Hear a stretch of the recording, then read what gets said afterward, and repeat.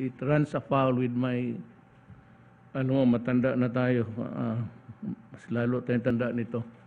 Let me just discuss in advance yung dito sa rule about sa itong, hindi naman lahat OFW, but I think most of them ngayon are housed or billeted sa mga hotels. Yan ang quarantine nila. And much as we would like really to control, even going after itong mga soil, hindi natin kayang pantayan talaga. What I would propose to do is this. I think that the answer of the hotel, correct. They cannot be doing the police work for the government. Itong mga hotels. We can maybe designate them, the hotel, but as to the enforcement, they cannot really enforce itong quarantine. And hindi sila you are delegating a governmental procedure imposed by government. So hindi natin masali na to the extent that we would be doing or abandoning really our supervisory power to the private person or entity. We cannot really, it would not be legally correct to go after the hotel owners or the managers there, or whoever is attending to the needs of the people that are inside the hotel because of quarantine reasons. We cannot transfer the power now of even stopping, if they would want to, if they would insist to go out, the hotel owners or whoever is working there cannot be tasked of or placing the burden of enforcing the rules about quarantine, because only government can enforce it. And we have not even to the extent of delegating them the powers to stop them physically. So that would be a messy thing to do. And we would run, I said, afoul in so many gamut of issues there. They cannot physically, they cannot stop. They have no authority nor the power. Ang makapahinto lang sa kanila, yung government personnel placed or put in there in the hotel to work in the matter of place people under quarantine. It has to be a government personnel or employee. Ngayon, what I propose for government to do is we have yet to see this si Secretary Anyo.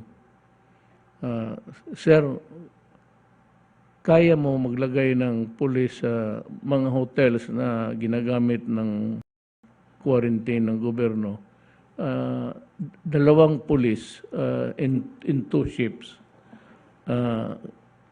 para dyan lang. Yes, sir, Mr. President. Nag-usap na po kami ni Chief Philippine National Police General Carlos tungkol po dito. At naghanda na po sila. Okay. So kayo namala sa enforcement. Opo. Well, kung mga health authorities, mga empleyado, they can. Because now they are really working upon the orders of the Secretary of Health, kung ganun. Pero kung itong mga hotel employees or owners for that matter, they cannot be in a position legally to stop a person from doing his things. Especially illegal nga, pero walang clear delineation dyan sa what they can enforce and what they cannot. Sa tingin ko, wala pa na siguro. So, wala ng delegation of authority coming from just the same, it would be a questionable issue. So, ang mangyari, ang police, I thank Secretary Anyo for moving forward. Hindi na kaya kailangan so, police na lang. So, the police must have a complete authority to inquire how many, or the health authorities or itong tourism, sila ang magbigay ng listahan doon sa police. And even the hotels, they can provide the information all about everything who is placed under itong restricted movements. Yan ang tingin ko. I hope may I ask the Secretary of Justice, tama ba ako, sir? Sir, with due respect, I can see something in the existing law, more particularly Republic Act number 11332. This is the law or act on mandatory reporting of notifiable diseases with its implementing rules and regulations, Mr. President. There is a provision there on non-cooperation as part of prohibited acts, Mr. President. And it seems to me that non-cooperation on the part of certain entities which are charged with a duty to respond to the pandemic to be punishable. So these entities, President, may include establishments which are charged with a duty, for example, as a quarantine hotel, to ensure that people who are quarantined within the establishment should not be able to jump the quarantine regulation. So, with due respect, Mr. President, I think that can also be used. Yes, but would it be possible for the hotel personnel now to stop physically the person? Perhaps, Mr. President, the hotel management can devise ways of preventing without appropriate, perhaps by demanding certain proof of the need to go out, like for emergency reasons to see a doctor or something like that. But otherwise, if they will be leaving the premises of the hotel without any justifiable reason or not for any emergency reason, then I believe, Mr. President, that they should not be allowed to exit the hotel. And hotel personnel may be able to do that also, in my opinion. Physically. Yes, because supposedly there are there are personnel in the hotel who man the entrance and the exit of the hotels. And if the hotel has been designated, Mr. President, as a quarantine hotel, then presumably all the occupants of the hotel are under quarantine. So if they cannot present any justifiable reason to go out, like to see a doctor or for medical reasons to go to a hospital, then perhaps the personnel of the hotel may also be able to stop them from leaving. That's my humble opinion, Mr. President. Yes, I believe you're correct. Pero ang problema niyan is will they be able to stop? This is already it's a done issue. Pare lang sa iba, ngayon lang nakikinig, yung hindi nila, they allow or debar some people under quarantine to go out of the hotel, and if they insist, there would be, I said, some sort of a physical thing, kasi pipilitin mo talaga yung tao at makipaglabanan na, that becomes a problem already. Yes, tama po kayo doon, Mr. President. Yung delegated power is not really very clear that they can stop or bar or prohibit. Medyo kulang ang batas. Yes. Wala po sila Sana talagang outright coercive, wala silang coercive power to stop. But they can only report kung meron pong violation yung occupant. Ayan ang problema. That's why police na lang. So yung iba, I hope this is nationwide. I think we are. Now, I would like, this short discussion is really to make things very clear. Ang police na lang, because I do not think that pag pumili talaga, if they force their way out, magkakaroon talaga ng rokos or something, lalo na itong mga babae, makipag-away yan. So, I said, that's a issue to be addressed by the government, and I think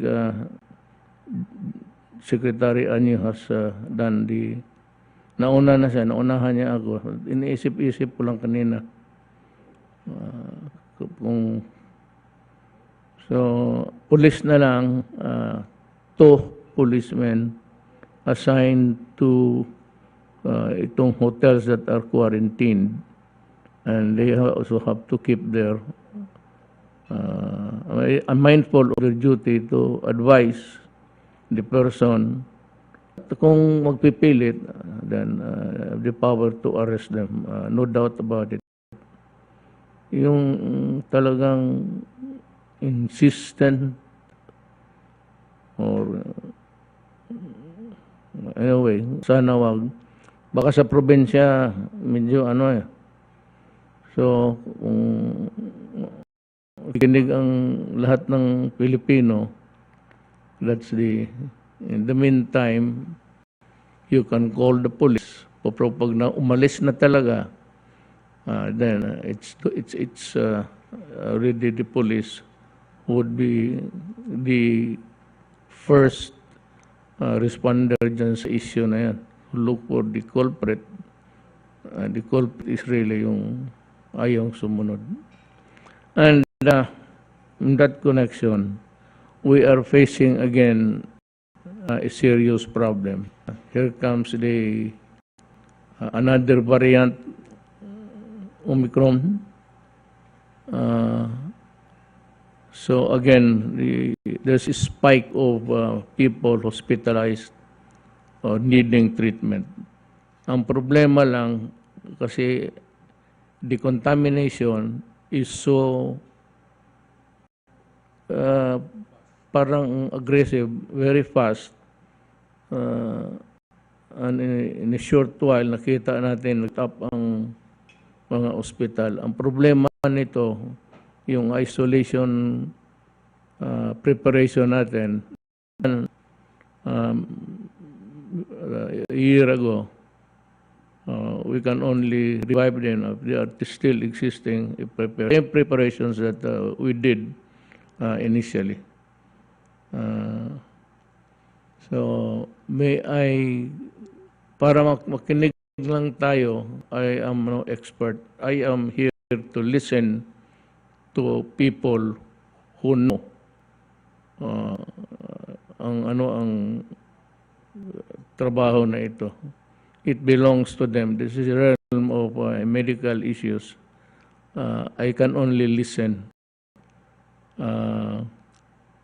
But I have to call first the secretary. What is happening? We cannot control it? Impossible. That's what I said before. Whether we like it or not, the Omicron will visit us in due time. So, pakinggan natin ngayon. Nandiyan naman si Secretary Duque to give us what's happening on the ground. Secretary Duque. Good evening. Yes, good evening, Mr. President. Good evening. And to my fellow cabinet members, Senator Bongo and PS Madi Aldea, and all the other officials who are in attendance, and to sa higit po sa lahat ang ating pong mga kababayan. Bago po akong magbigay ng updates dun sa ating COVID-19 response and the Omicron variant, ibig ko lang pong ipakilala muli ang ating pong mga panel of experts na pinangungunahan po ni Dr. Edsel Salvania, si Dr. Ana Ong Lim, si Dr. Marisa Alejandria, and si Dr. John Wong. Hindi na po sila naiba sa atin dahil madalas po natin silang inaanyayahan tuwing may mga issues katulad itong mga variants of concern para bahagi sa atin at sa ating pong mga kababayan ang pinakahuling mga kaalaman at mga datos patungkol po sa nagbabadyang Omicron variant. Mamaya po, matapos po ako bigay ng madaling National COVID Situationer, sisigundahan po ng ating po mga panel of experts, si Dr. Maurice Salvania ay kanya pong ipapaliwanag at kaklaruhin yung impormasyon na kumakalat na yung pong pagre-retiro ng CDC 2019 novel coronavirus RT-PCR test na mukhang nagdudulot ng kalituhan ay magbibigyan po siya ng paglilinaw patungkol po sa issue na ito. Samantalang si Dr. John Wong naman po ay magbabahagi ng kanya po mga kaalaman, nakalap na mga impormasyon na credible information at papaliwanag po niya kung ano po ang mga dahilan dito po sa atin naranasan holiday surge. So dalawa po ang magbabahagi sa atin ng kanilang presentation matapos pong ibigay ko ang updates. So first slide please, with your permission, Mr. President. Unang slide. Yes. First slide please. Thank you. So muli, mag-uumpisa po ako doon sa mga pangunahin na mensahe, Mr. President. At ito po ngayon linggo ang ibig po namin ibahagi sa lahat. Una, alam natin na mas transmissible ang Omicron variant sa original at mga naunang variant na nakapasok sa ating bansa. In fact, ang Omicron variant ay mas nakakahawa ng 4 na beses kaysa po sa Delta variant. Kaya naman, napaka-critical na atin na mapaigsi ang intervals ng pagsasagawa ng ating contact tracing, testing, and isolation upang mapilan natin ang lalong pagkalat nito. Pangalawa po, bagamat mas nakakahawa ang Omicron variant, ipinakita ng mga pag-aaral na nananatiling epektibong panangga ang ating pong kasalukuyang bakuna laban sa nasabing yan. Kaya naman hinihikayat namin ang lahat na magpabakuna upang maprotektahan ang inyong mga sarili at mga kasama sa bahay. Pangatlo po at huli, atin pong nasasaksihan nitong nakaraan na holiday season na naging mabilis matuli ng balat ng COVID-19 dahil sa mga social gatherings. Mas po yung social mobility, yung pagkahalubilo ng mga tao ay ito po ay tumaas. At dahil sa patuloy na pagtaas ng kaso nitong mga nakaraang araw, nananawagan po kami na isuspindi muna ang lahat ng mga mass gatherings. Kasama po dito ang darating na pagdiriwang ng traslasyon. Piliin po natin makilahok dito sa ating mga bahay na lamang upang maiwasan ang pagkahawa at pagpasa ng sakit. Maliban sa mga mass gatherings, kung maaari, piliin po natin ang alternatibong pamamaraan o work arrangements at pagsasagawa ng mga meetings at iba pang mga activities. Gawin na lamang po online. Next slide.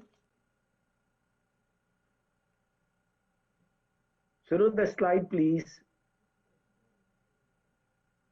Pwede, Mr. President, I am in quarantine since I got exposed to my staff who tested positive last Friday. So bukas po magpapatest ako and hopefully negative. But I'll be under quarantine until the 8th or 10 days long. Next slide, please. Are you all right? May lagnat So far, I'm okay, Mr. President. Wala naman po akong sintomas. Wala pa. Next slide, please. Wala pa, sir. Knock on the wood. Sana wala po. Huwag kang magsakit-sakit na kasi mawalaan tayo ng general dito sa health issues. Yes, sir. Awan ng Diyos. Mukhang wala pa naman po ang sintomas, Mr. President. Next slide, please. Ayaw gumalaw yung slide natin. Sira ba?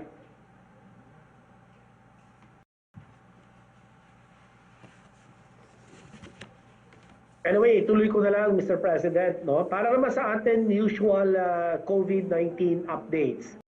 Ngayon, January 4, bagong taon, may nadagdag po na naman tayo ng 5,434 na bagong kaso. Talaga pong mataas at mabilis ang pagsipa ng mga kaso, Mr. President.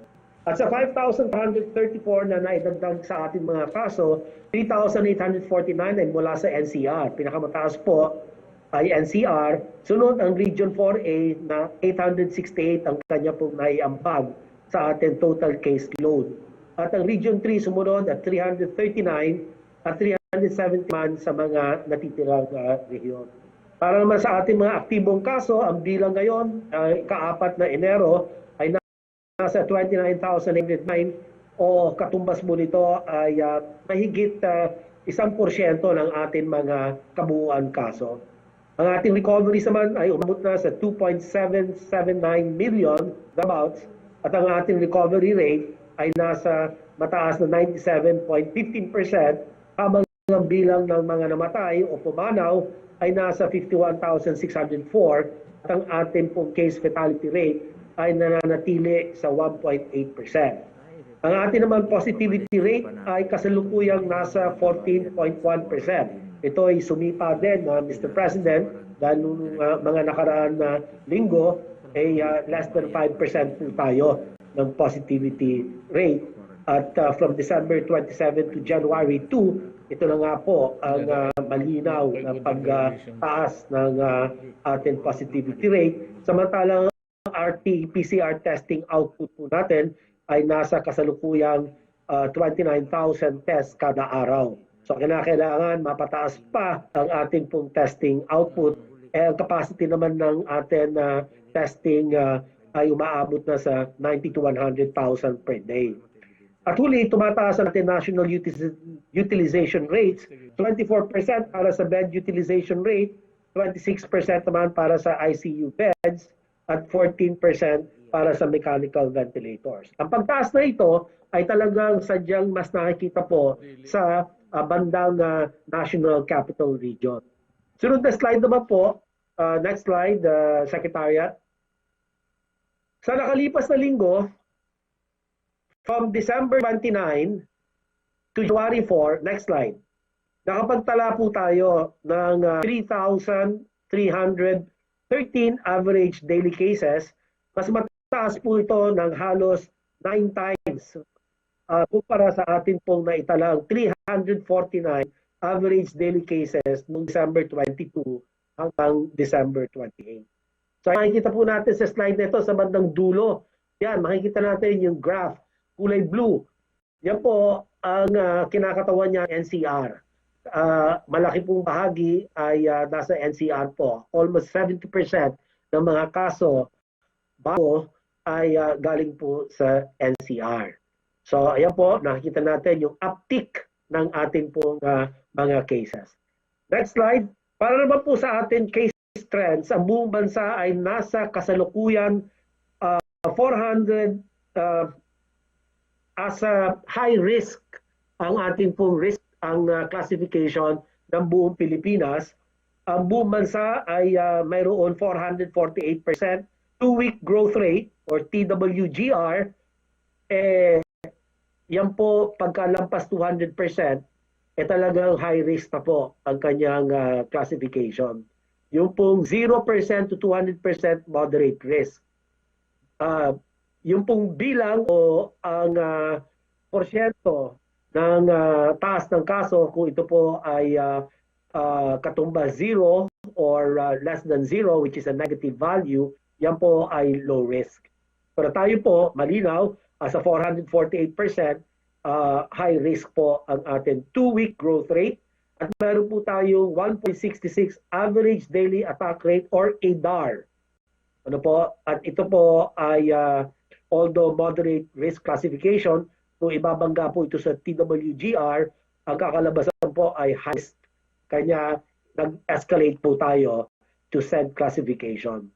Ang pinakamalaking pagtaas ng kaso naman ay nakita, as I've said, NCR, nasa kasalukuyang critical risk case, pinakamataas po na risk classification na meron po 1,475% two-week growth rate at 8.79 ADAR. At nakikita rin na tayo nagpagtaas ng kaso sa regions 4A and 3.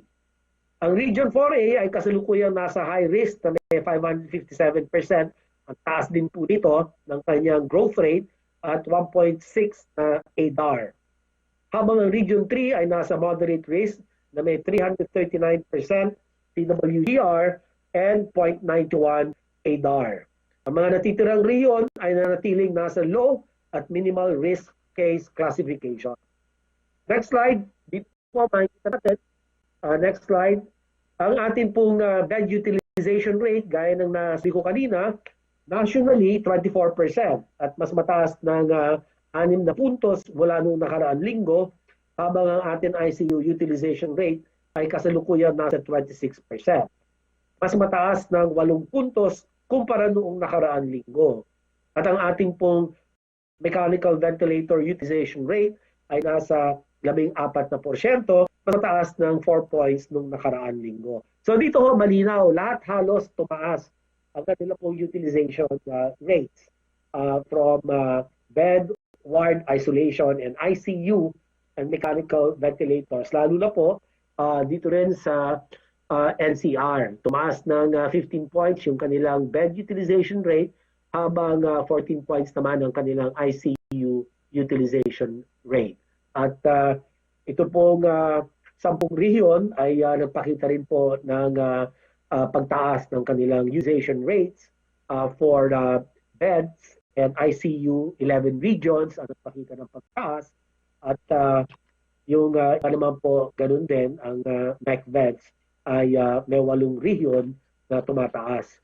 Kanya tulad ng aming pong nabanggit, ang pagbabakuna ang makapagbibigay proteksyon sa atin laban sa hospitalization at kamatayan dulot ng COVID-19. Kaya naman palalawigin palalo ng gobyerno ang ating pong COVID-19 vaccination program at hinihikayat namin ang publiko na samantalahin ito at magparehistro upang makuha o makumpleto ang inyong primary series pati na rin ang booster doses. Next slide. Ang ating pong death curve naman ay nananatiling bumababa, Mr. President. Sa kabila ng nakikita natin pagtaas ng mga kaso, isa ay patunay na epektibo talaga ang ating pong vaccination program laban sa COVID.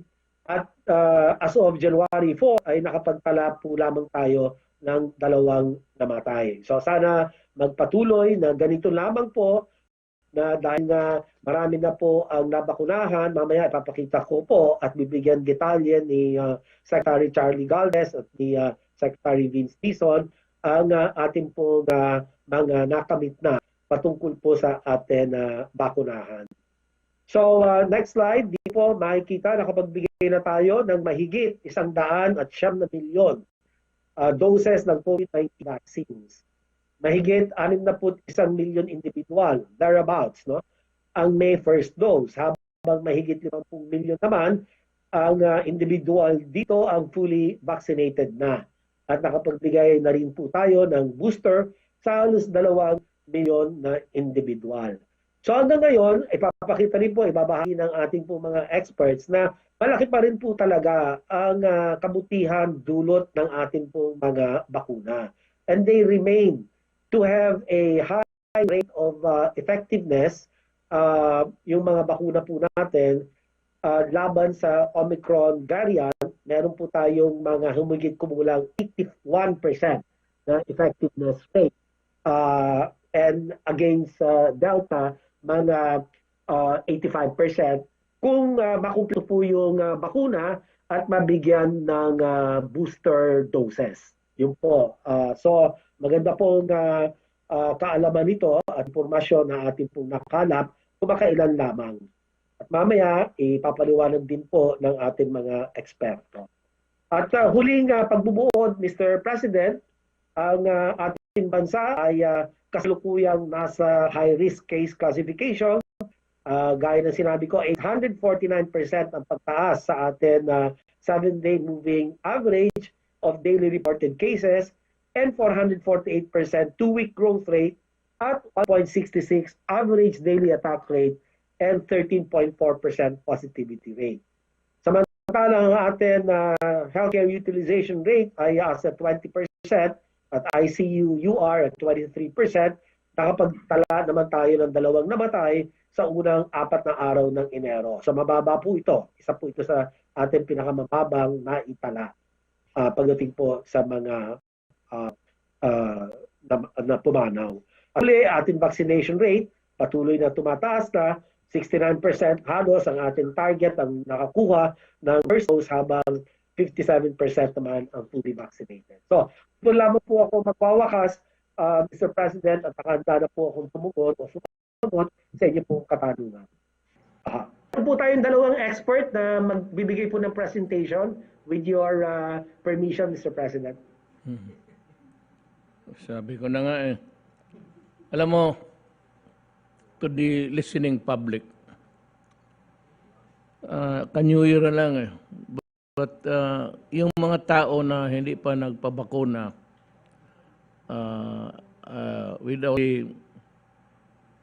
no offense sa inyo, pero which is the reality ever present in this situation, in the environment, malaki ang tsansa na pag mahawa ka, talagang mamatay ka. So, konti naman ang namamatay sa awa ng Diyos, hindi masyado marami. Pero may namamatay pa rin. Sigurado yan ng walang bakuna.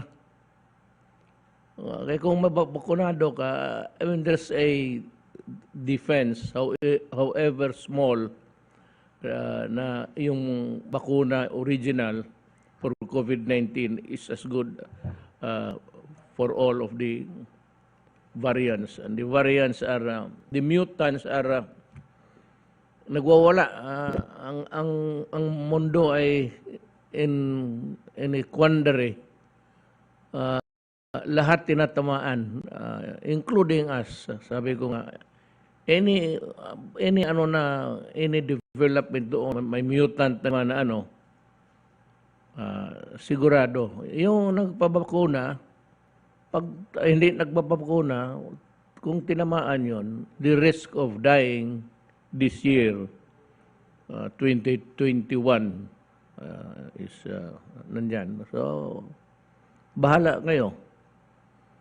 Ngayon, kung maghingi kayo ng tulong sa akin, ay sabihin ko, hindi ako magtulong sa iyo. Kasi hindi ka nagpabakuna. Kung mabakuna ka na, wala akong problema, at saka wala ka ng problema. Ngayon, kung mamatay ka, o bahala ka sa sarili mo.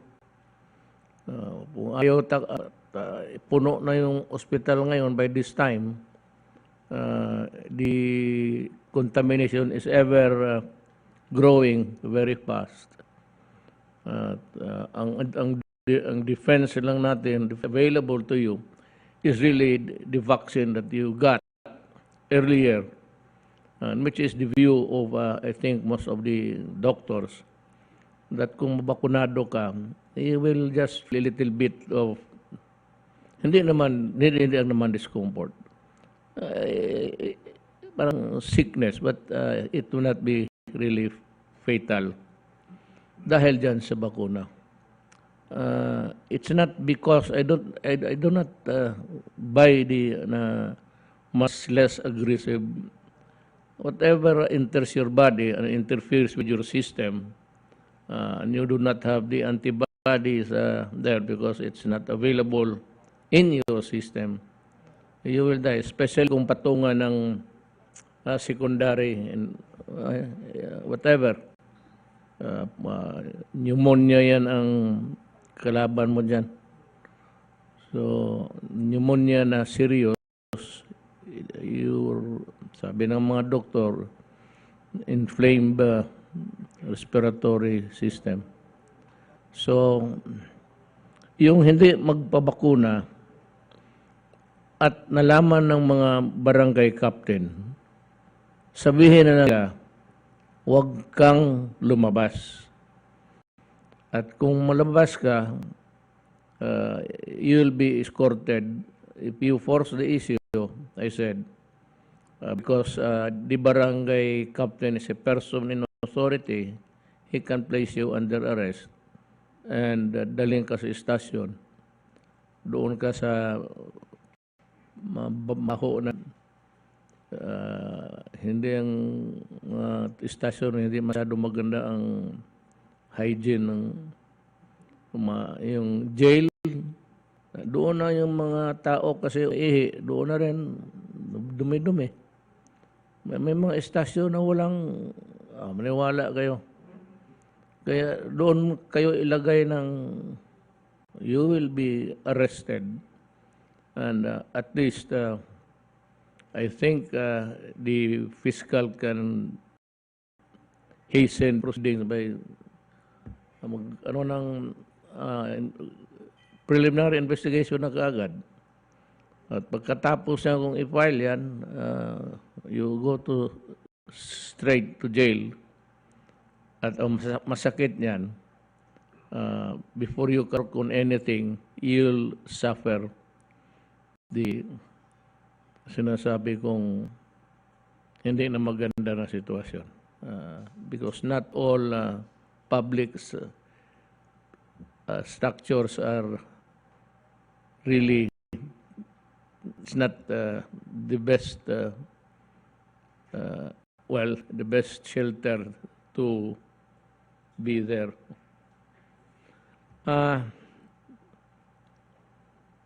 I'd like to call first si Dr. John Wong. Can you give us the insights of the surge, the holidays?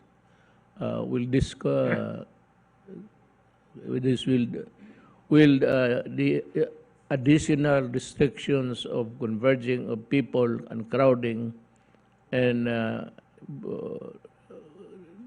not really obeying the distancing rule, ano ho ang nakuha ninyo judging from what's happening now? Dr. Wong? Thank you, Mr. President. Yes, sir. Yes, sir. I have a short presentation, if I may be allowed to present it. I think I can answer some of your questions with that presentation also. So, so here are my recommendations now on the holiday surge that we're experiencing now. We need to administer the vaccination program efficiently, meaning vaccinate those population groups that will yield the greatest benefit, meaning these are people whose hospitalization can be prevented or whose lives may be saved by vaccination. So it's in this order, no? The benefit: elderly, other vaccinated, and then boosters. And then this month, we have several super spreader events, no, that are coming up, no? And this crowding, no, close contact, no, and maybe even unmasked, no, can lead to higher surges, no? So these are Translation, January 9, Santo Niño, I think 16, and Chinese New Year, February 1, no? So we have to be able to tell people to avoid these events, no? Then because of the very fast transmission of Omicron, we need wider spread use of antigen tests, no? Even the cheaper ones are about 300 to 400, no? So people have to be able to access this, no? And then to preserve our health system, our hospitals, no? Encourage home care of mild cases.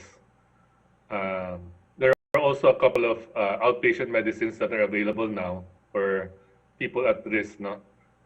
This can be administered on an outpatient basis, no, to prevent hospitalization, no? These have to be made more affordable, no, when they enter the country. And finally, we need better communication, no, to change the public's behavior in terms of crowding, physical distancing, wearing of masks, no, and attending these super spreader events, no. Next slide, please.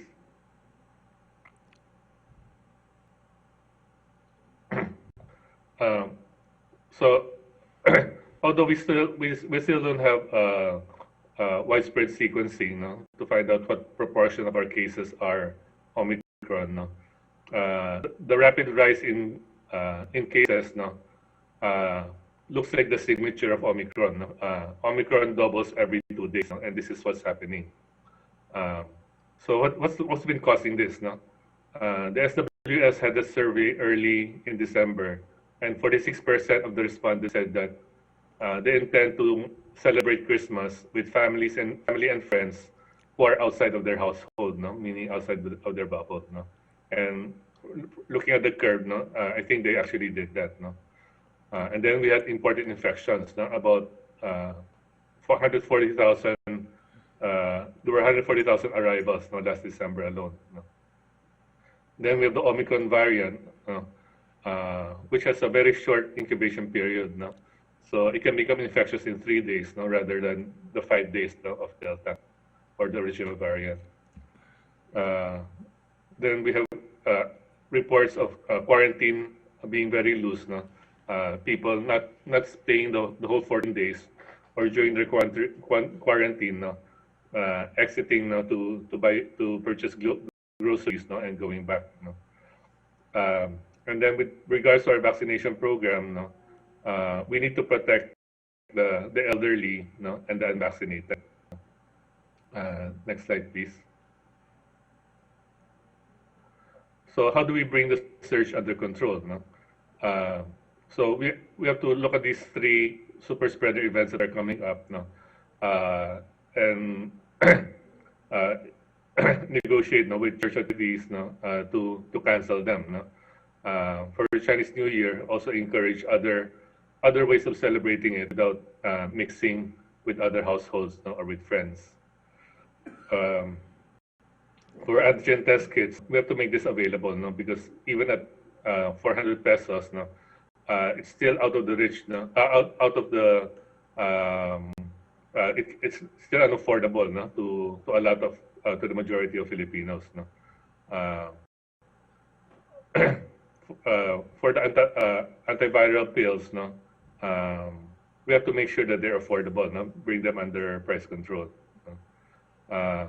For the mild cases, no, encourage them to isolate at home, no, and have their medical needs attended to by telemedicine. And finally, for our vaccination program, no, just like the successful NVD that we had last year, where we vaccinated 3 million in a day, I think we can vaccinate all the elderly in just a few days, no? Because there are only about 2.8 million of them. No? If we vaccinate this segment of the population, we can actually prevent 80%, no, of the hospitalizations, no? And reduce the strain, no, on our health system. Next slide, please. So this slide shows the distribution of vaccine supply, no, in terms of number of doses per capita. No? So it shows that NCR has received the most number of doses per capita. No? And most of the other regions are above the national average are from Luzon. No? Visayas and Mindanao, no, have received less. No? The best way to the best use of vaccination, no, to in a surge, no, is to administer the vaccines before the surge, no, and we're fortunate that the current surge has not reached, no, outside of NCR and Calabarzon, no, so we still have time, no, to raise the vaccination levels, no, of these regions. Next slide. This is an SWS survey. It says that about 30% of people say that there are no vaccination sites in this area. No? So once we get the supply to the regions, provinces, and municipalities, we have to make sure that sites are available, no, near where they live. No, the rule of thumb is people will access services if they're within 30 minutes travel, no, to that service. Next slide. In terms of vaccine confidence, no, although we've increased vaccine confidence by several magnitude, no, over a few months, no, there's still some gaps, no. So, for example, people with fewer years of schooling, no, less than a high school education, no, still have a high level of vaccine hesitancy. Likewise, no, in Visayas and Mindanao, no, their vaccine confidence is much lower, no, than the other areas. No? So we have to focus and tailor, no, our health communication, no, to certain demographics, no, and certain cultures, no, and dialects. Next slide. This is the vaccine coverage for the elderly. So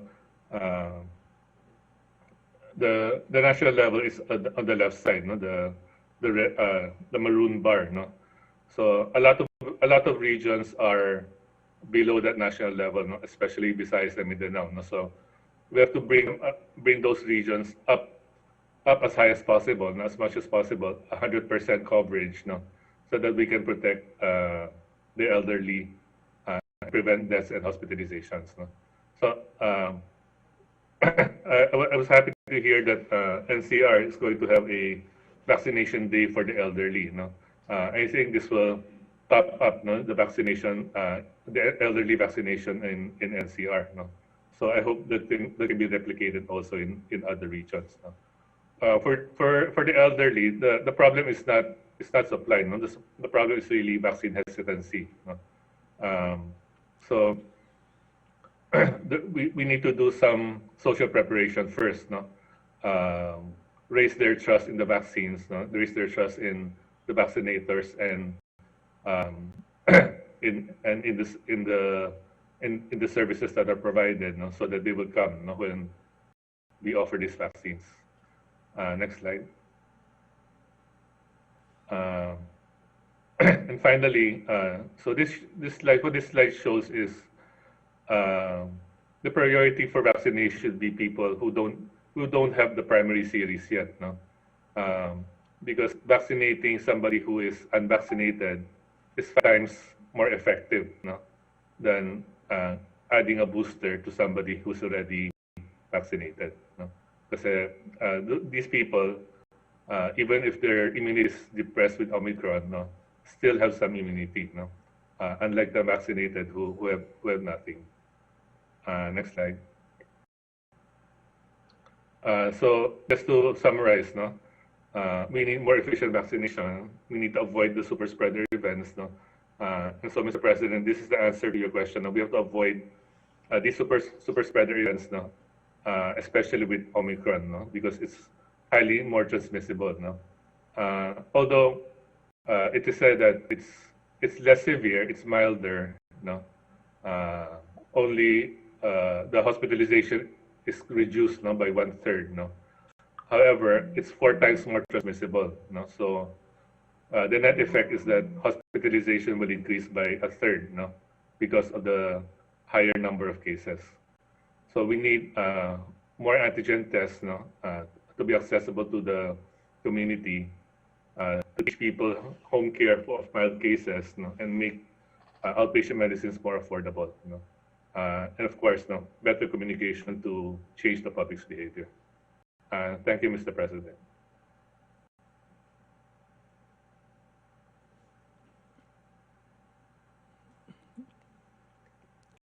Uh, are you through with your presentation, Dr. Wong? Yeah, yes, sir. Yes, thank you. Itong ano mo, yung second sa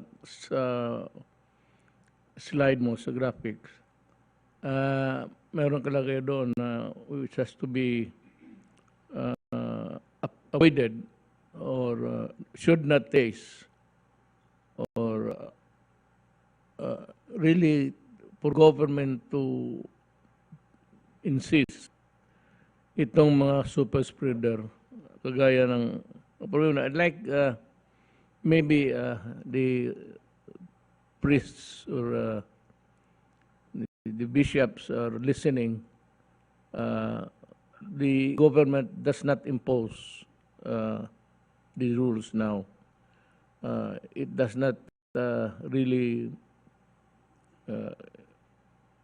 It does not have the character of an imposition, but rather a request from government for everybody to follow the guidelines set to prevent the widespread again of the super spreader that they have mentioned, Dr. Wong.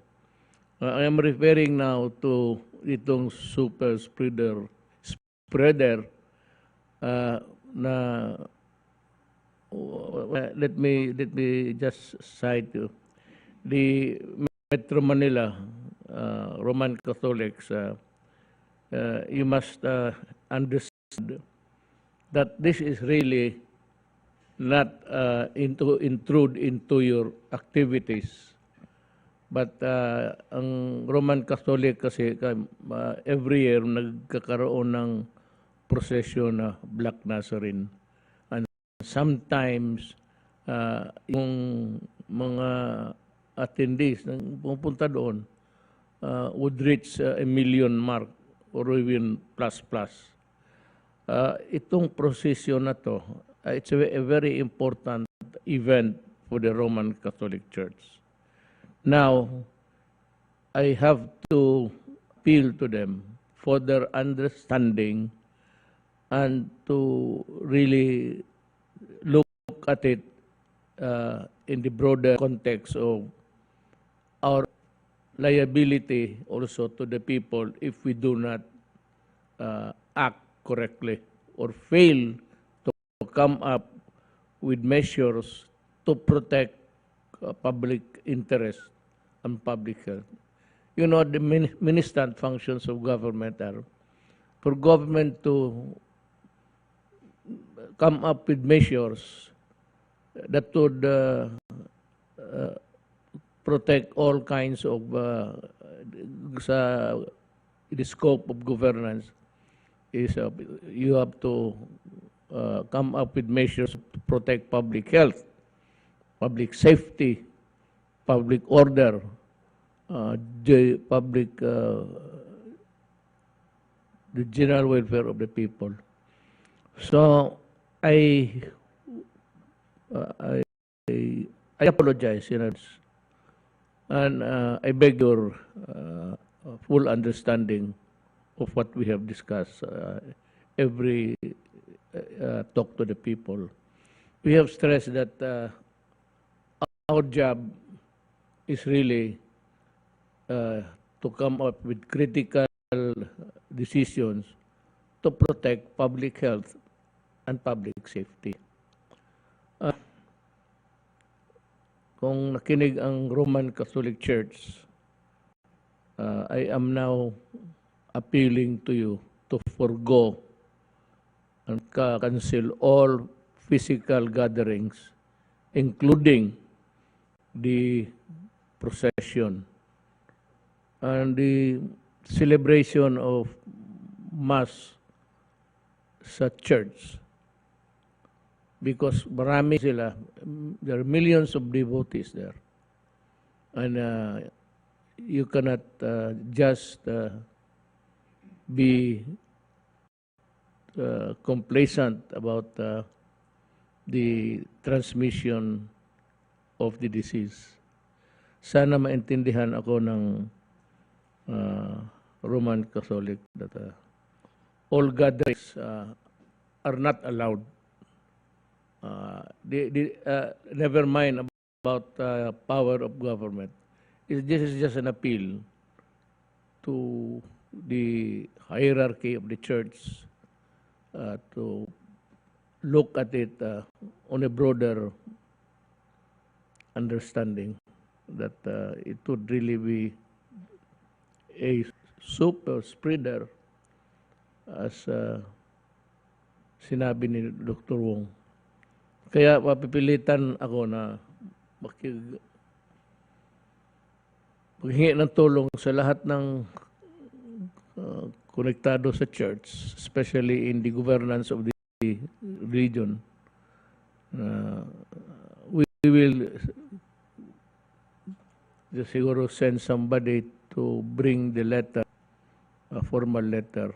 But I know in advance, I apologize for this, but I have to do it because I have to it. Wala akong magawa. That is the advice from you and this government and all doctors, actually, I suppose. This is not a conjecture, but most of the doctors that I have talked, except yung mga ayaw rin magpabakuna, are a different kind of tribe. Ewan ko kung anong tribo nila. Basta may mga doktor na ayaw. Huwag kayong makinig doon. Makinig kayo sa gobyerno kasi ang gobyerno nakikinig rin sa doktor. Na ngayon, pumagpabangan tayo sinong magandang doktor, hindi panahon yan. Then we cannot protect public interest and public safety. So, sana intindihan ng you have to forgo with the procession sa Black Nazarene, including sa church. Kasi marami yung devotees, I said, and if you deprive them of the procession, they might want to go there to just pray to the Black Nazarene. Eh ako man, they said, I believe in God. Walang problema yan. But I have to do things which I hate to do. As I said, pero kailangan gawin ko bakit trabaho ko. And this is not my decision. This is called C-U-L-L-D, called from the so many views and opinions from several doctors. Importante na si Secretary Duque would agree to na so kasi kung magsabi siya na optional yan, medyo may problema na ang gobyerno. And governance really starts from dito because we belong to the executive department. We execute laws. Ang task sa Congress yan, pag-implement or execute the laws that they have legislated, belongs now to the executive department. Kaya executive, because you have to execute the laws that are passed by Congress. Garon para maintindihan ninyo.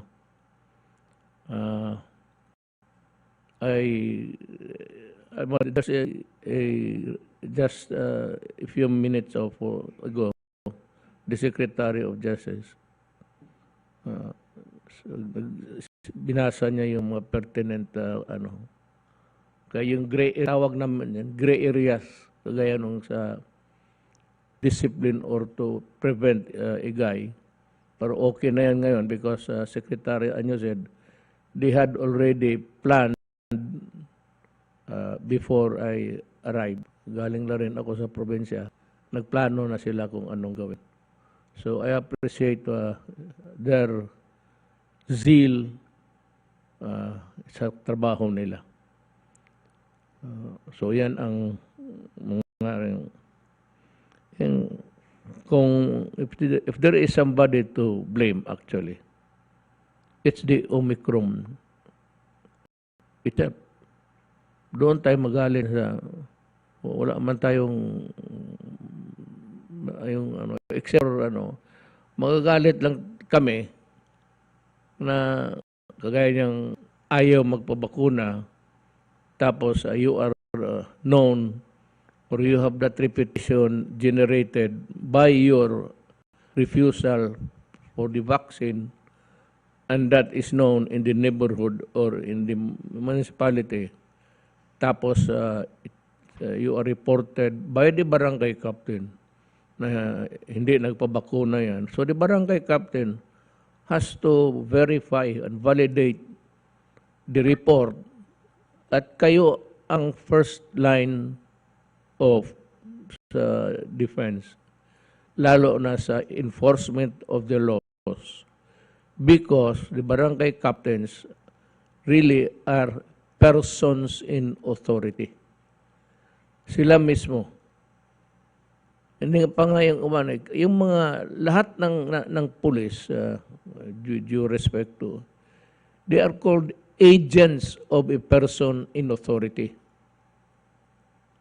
Sa linya namin, sa taas, pero sa baba, wala na. Pero itong barangay, kanila. So, barangay captains, you are put on notice and the order for you to find out the persons who are not compliant the laws for the refusal to have the vaccines. You can actually prevent them from leaving the house. And if they refuse, because they are persons in authority, you can just insist and arrest him. Kung may pulis na lang ang utusan ninyo. Pero pag walang pulis, as a person in authority, you can now use reasonable force for him not to continue with this jaywalking sa daan. Kasi you pose a danger to the society. And kung maglaban ka at napukpok ka ng police o barangay captain, and if that really the issue, whether or not you obey the law, tapos lumabang ka, then it's kailangan, because remember, this is the side. When you are placed under arrest, marami lang to. Kaya yung iba malaman kung ganon, kaya punta noon sa bar, arestado kayo na, nag-inom lang kami dito, pera naman namin to. So you are now arrested. If you are arrested, the duty of the police is to inform you that you have committed a crime and that you have to obey government by going with him to the station. At doon, book ka for whatever act that you have done that's illegal, tapos laglagay ka sa prisuhan. Yun. Ngayon, kung kailangan na ito tandaan ninyo, para maintindihan ng lahat kung bakit minsan nakikita ninyo nagbugbog yung pulis at talagang nagagrapple, ito ang tandaan ninyo. Hindi yan sabihin ninyo police brutality. Kasi kung ayaw ninyo aresto, then the police is negligent of his duty to place the offender or the culprit under his control. Kaya pag inaresto mong tao, tapos sabihin ng police, sumama ka sa akin sa estasyon or the barangay captain. You come, we should go to the barangay hall for you to be investigated. Pag ayaw mo, the arrest is, the order of arrest is, you are placed under authority. And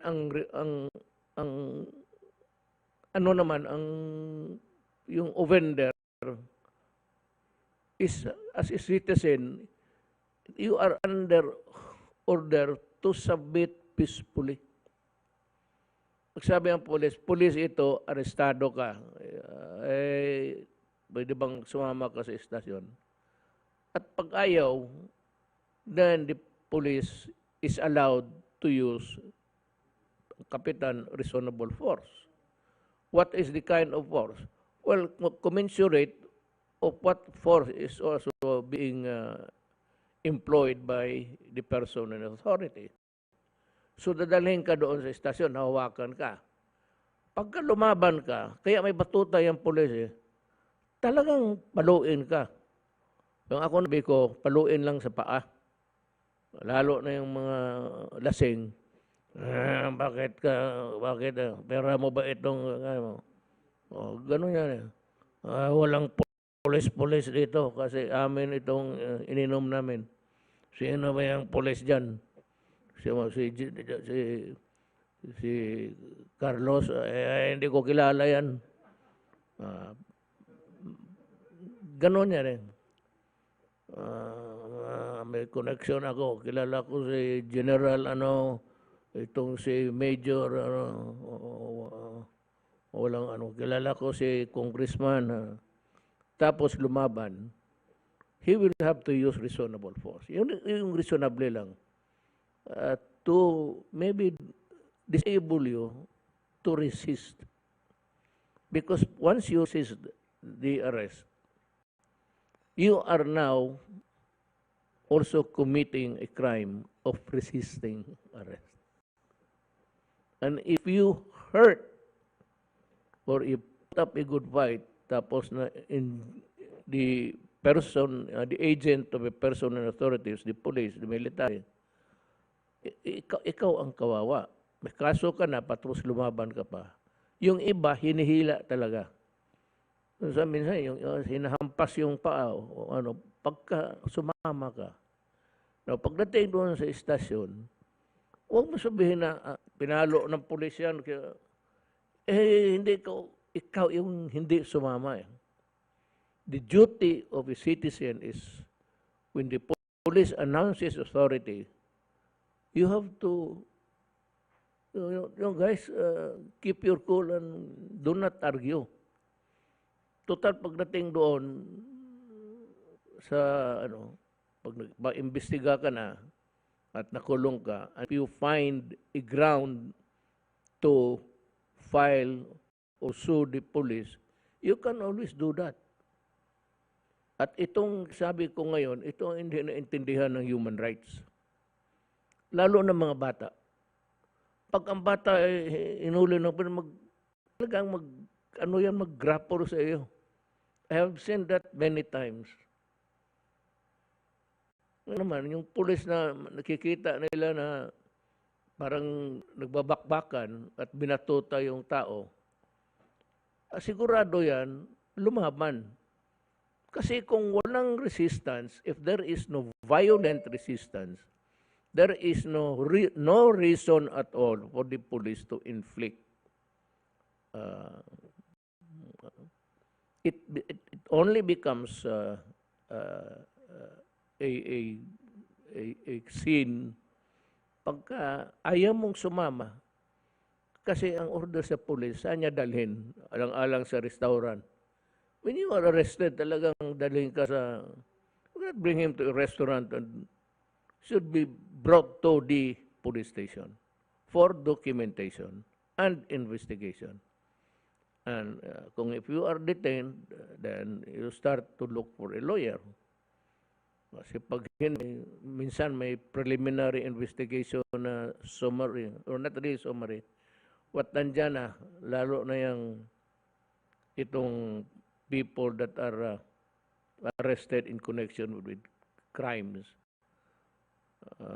Pag naresto ka ng pulis, diretso ka na, dalhin ka sa estasyon at maghingian sila ng preliminary investigation summary. You will be investigated right there and then, and the fiscal na will decide. Pag sinabi siyang i-file ko yung kaso, you remain in this time inside the jail. Ganon ang takbo ng maraming hindi kasi nakakaintindi. Kala nila kung kita nila yung pulis nakipagdumugan dyan, because his duty is to bring you under the authority of government and bring you to the police station. Kaya marami dyan ang hindi nakaintindi, lumalaban. Bakit mo ako dalhin na maghanap pa ako ng abogado? Well, I'm sorry, but that is not the law. You can call your lawyer if you have the cell phone, but you have also to honor the authority of government and surrender and go with the police to the station. But nobody would prevent you from calling somebody. You can call your family, your father. Yan, tandaan ninyo yan, ha? Kasi maraming hindi nakaintindi talaga ng... Alam ko, kawawa ang pulis eh. Kasi yung mga bata, may isang senador, Pangilinan. Noon, below 8, no criminal liability yan. Below 9. Below 9. Above 9, under 12, tignan ng fiscal o if there is really malice or a violent character. Noon, 12 hanggang 16, apply na yung law. Pero usually, yung bata talagang nire-release. Here comes Pangilinan. You know what the guy did?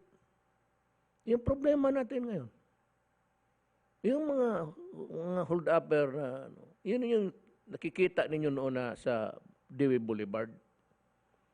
Nakikita ninyo nag-snatch, takbo dito, takbo doon, nakukuha sa camera. And do you know, I said, why they are so good at daring? Because they have been previously, sa experience nila, under the Pangilinan law. Hindi ka makulong. Kung yung 15 years old, Papasok ka ng bahay, sasaksakin ka, patayin ka, tapos kunin mo yung kinuha yung pera.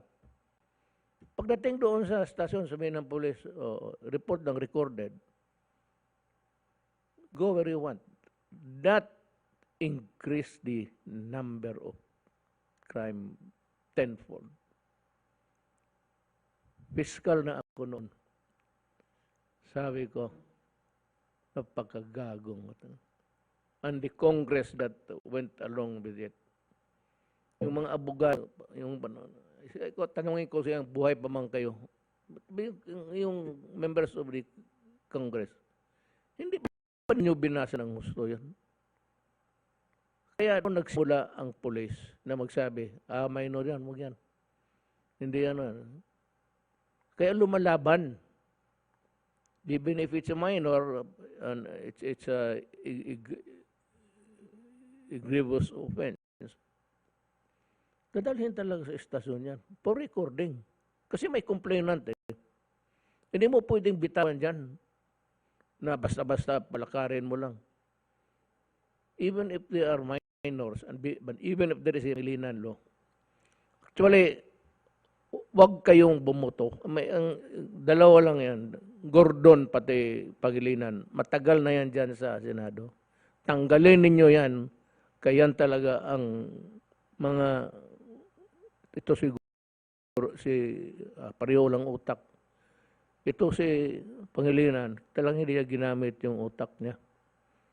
Sa Harvard paano yan? Pagbalik, American law na. Ang sa American law, the minors are not released back to the streets. There is a halfway house where they are detained there until a judge would decide na sinunod niya ang batas ng Amerikano, wala man tayong halfway house. So anong ginawa?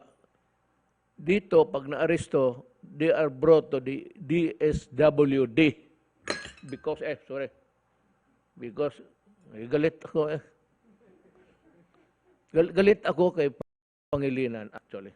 Hindi galit na Hindi galit na ganoon talaga ako pag nasanay mayor yung helpless ang public, helpless ang gobyerno. It's actually catch-22. Pag inaresto mo ang pulis, ang ikulong niya, ngayon, ang pulis mo, ang karamihan dyan, actually ganito.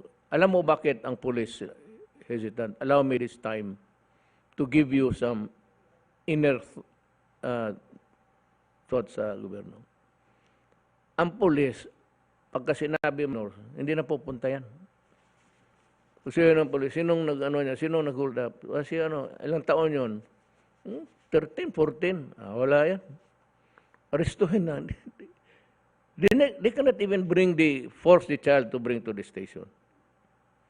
Kaya yan, marami yan sila. Yung nakikita mo noon hanggang ngayon, yung kinukunan ng TV na naki-snatch tapos tumatakbo. Yun ang dahilan dyan. Kung mayroon man bakit sa totoo lang, hindi ko talaga naintindihan. Mayor ako noon, I have criticized Pangilinan almost, talagang mura na rin ako kasi galit ako. Okay na sana yung below 9, wala talaga yan. Baski anong gawin man, baski sunugin ka niyan, okay lang yan. Hindi mo talaga above 9, below 12, tignan nilang kung may malis ba. Gaya ng rape. 12 years old, acts of lasciviousness. Pero yung petty crime, nakaw-nakaw dyan. Ako nung fiscal ako, dinidismiss ko. Kasi, nakaw-nakaw lang, nakaw ng Pero yung mga above 12, below 16, may indeterminate sentence. Nagtitimpla kami. Para i-recommenda namin. Pero ito, haros. Pagdating sa Pangilinan, below 18. 17 years old, patayin nila 16, 17. Pasukin ka sa bahay, saksakin kayong lahat. Kunin yung pera ninyo. Bye-bye. Ganon yan. Kasi kaya mga rape, kita mo yung mga bata. Kahay sa drugs. It's a new year. Let me dwell dito from the standpoint of the executive department. Yan ang, ngayon, sinong pinapadala ng droga? Itong human rights na itong makinig kayo. Sinong runner nila sa droga? Mga bata. Bigay sa kanila, sabi niya, ibigay mo sa tao doon nakatindig. In the process, pag nahuli na interdict, kasi may nag-report, o alam na nakuha yung shabu. So, pag ilang taong ka, 16, umuwi na. Alam mo, ang sindikato niyan, magdala ng photostatic copy ang itong mga runner nila. Pag aristo ng police, yung birth certificate ko, tignan mo. Ganon kalala ang ginawa ni Pangilinan. Now is as good as any other time to talk about it. It affects our safety, our interest, the safety of our children. Kaya nag-hit-hit na yan. Ang bayad niyan, sige, bigyan ka. Ito, mag-hit-hit ka. Tapos i-deliver mo yan dyan sa mga bahay na yan. Yan nagkalala yung problema. Buti sa Davao kasi may program ako every Sunday. I talk to the people. I communicate with you, all Filipinos. Na ganun ang sitwasyon. Ang naglaro dyan, mga kriminal, pati ang mga bata ginagawang kriminal at binibigay so that may craving ang bata, the trabaho niya is the career. Kaya ako galit talaga sa droga. Yung ICC, sabihin ko sa kanila, galit talaga ako sa droga. Yan ang statement ko. Galit talaga. Huwag mo ako as mayor and as president, do not about. Do not. Kasi makita mo na, ayan, kita mo ba yung putulan ng ulo ng mga gago? Iuwi siya, away sila, putulan ng ulo yung asawa. Yung mga ganon. Yung bata dyan sa Makati na tinali dyan it was spread chicken, pinatay. Yung mga rape kasi pagka yung nagdodruga ka, lumalabas yung animal instinct mo, not human instinct, but animal instinct na takes over the mind. Kaya pag ka, makikita mo rape, patay. Trial tayo. Pero ako, I'm a Filipino. If I go to jail, I go to Bilibid. Filipino ako eh. If there is somebody who would try me, it should be a judge who is a Filipino because I'm a Filipino. Kung may prosecutor man mag-prosecute sa akin, it should be the fiscal because I am a Filipino. Putang ina. Bakit ako magharap ng mga puti? Kaya ako hindi yan sinuplado. Makulong okay lang, basta Filipino judge. magharap dyan sa mga puti. O sa Europe, sinurte ka. Tapos makulong ka doon sa... Di ako Kaya I do not recognize the ICC. At saka yung batas na ICC, never yan naging batas. That's what I'm telling them. And itong mga kandidato na ito, sabi na, revived. Dead. Be my guest. Because ang requirement kasi ng treaty, ginawa yan sa Congress. So Congress, no, depende kung sinong gustong gumawa. The idea of a congressman or senator or an idea coming from the Justice Department or whatever, yan. They legislate, then we enforce. Kaya, ako, mayor noon, ito yung ano nang pinaggagawa ng, sabi ng mga,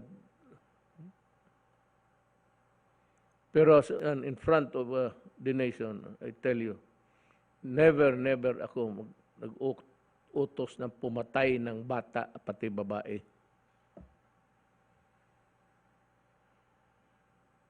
Pero sabihin ninyo ngayon, ilang pulis na ang namatay na lumaban ng mga durugista? It should be an interesting question to ask the human rights. Bakit? Ilang pulis na? Ilan na ang asawa na biyuda na? Because of drugs. Ilan na yung mga bata ngayon na wala na tatay at pulis? Because of drugs. Enforcement. Buti sa kung sabi mo na ito lumalaban talaga. Sinasabi ko na sa kanila, durugista, may armas yan. Bantay kayo, sinasabi ko sa mga pulis. Again and again, bantay kayo, kaya hindi yan magpahuli ng...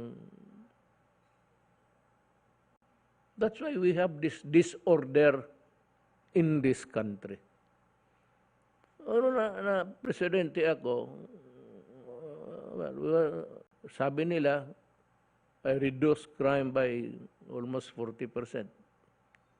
Or sabi sa 60 ba?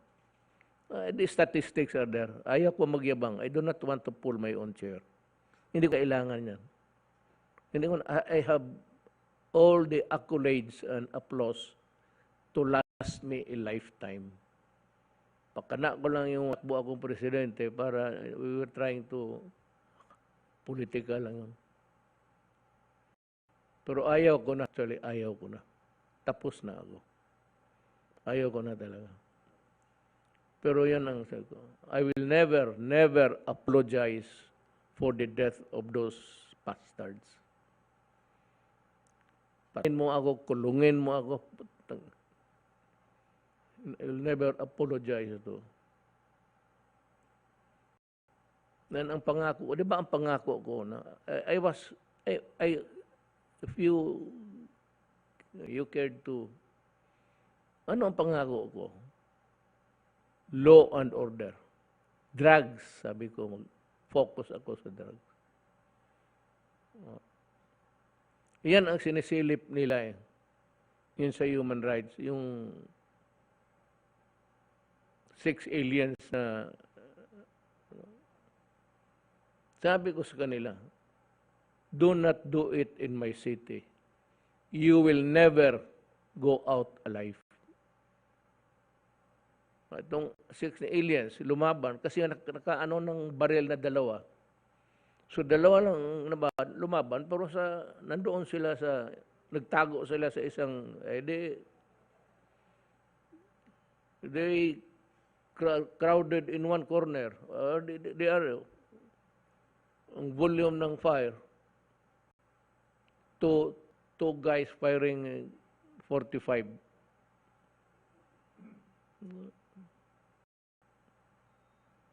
Yun ang nangyari. So yan. Tapos, dinisplay ko yung katawan nila dyan sa highway. Tapos, human rights. Kasi daw, brutal na po. Anong brutal?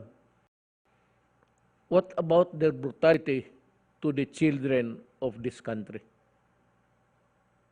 Kaya nga sinabi ko, I came out with it. And it is really true yesterday, and it is true when I step down. You destroy my country.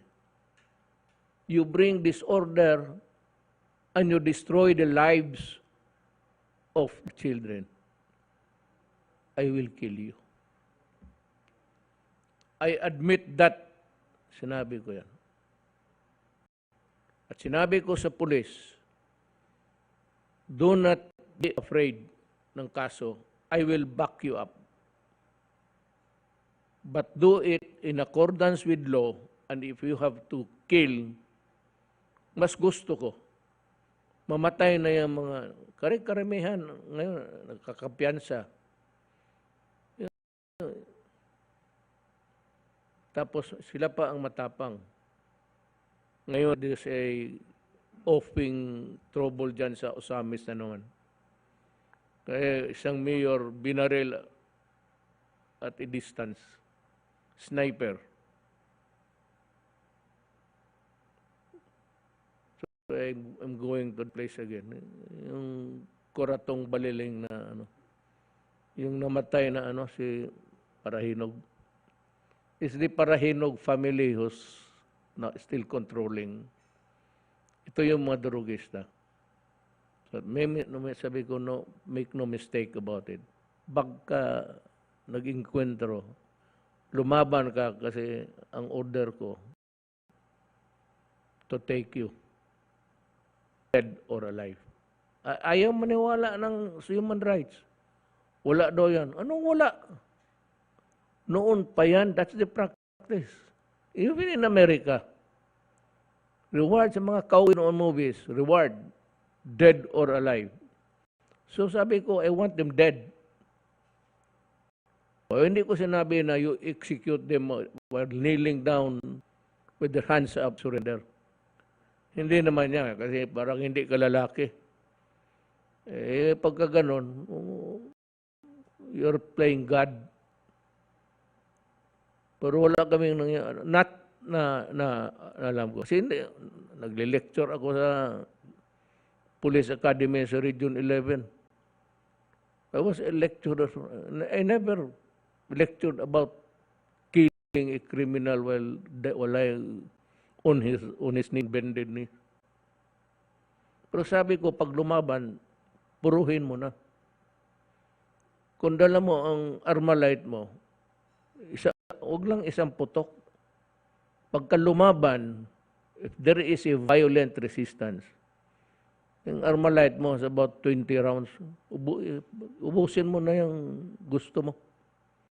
Pagka lumaban. And what is the thin line of when the life of a law enforcer is also placed in jeopardy or baka mamatay siya, puruhin na niya.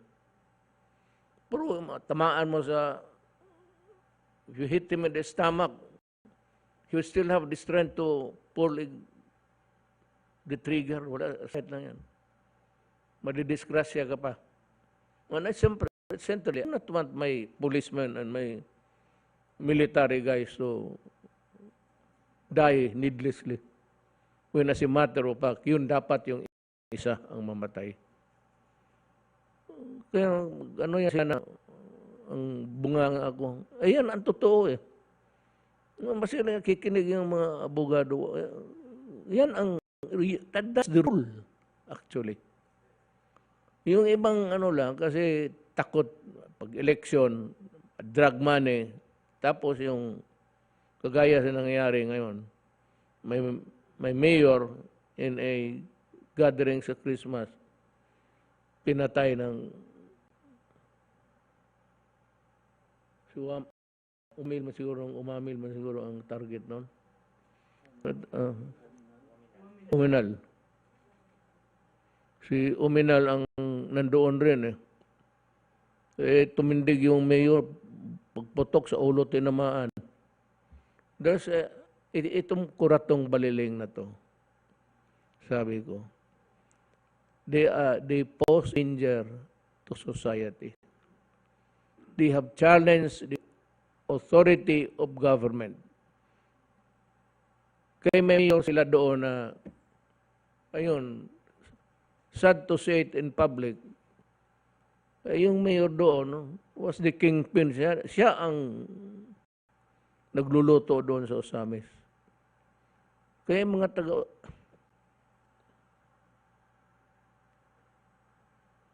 They are challenging the authority and they are asking for it. Kaya ayaw mo mamatay in the hands of the police.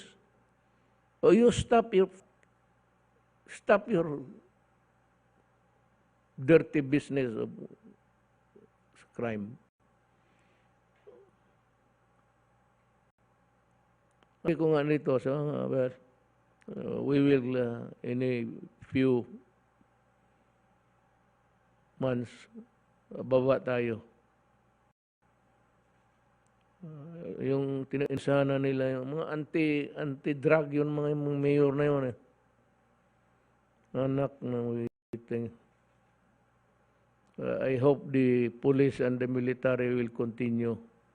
Huwag kayong I have to explain kasi hindi nila alam yan. Hindi lahat. Yung na-under sa akin, sa klase nila, yung sa lecture ko, yun yung nakakaintindi. Meron akong inatid.